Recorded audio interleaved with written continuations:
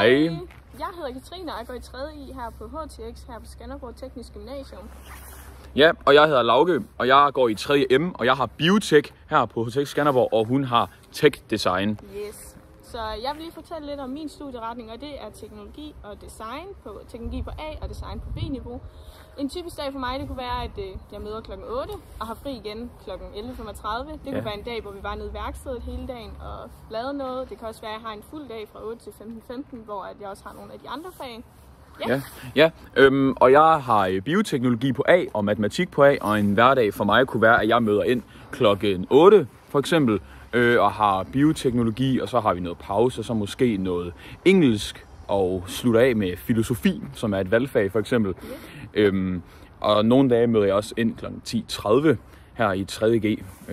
Nogle dage der tager vi også ind til Aarhus for eksempel, hvor vi har vores teknikfag, nogle af os. Så derinde har vi en hel dag i Aarhus, hvor vi laver vores teknikfag.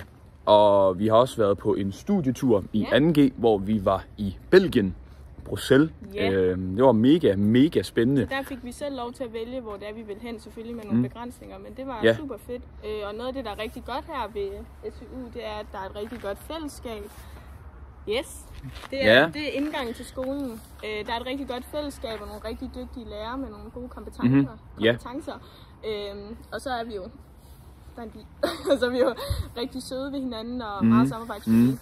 Ja, fordi vores uddannelse er lidt smallere end andre, men det betyder også, at vi får sådan et bedre samvær med hinanden. Der er rigtig godt samvær på tværs af klasserne. Ja, og så er vi selvfølgelig også tilgængelige for torvet herover, hvor du kan købe alle mulige lækre ting i pauserne, som for eksempel pizza slices, eller energidrik, eller et stykke selleri, eller sådan noget. Så som selv.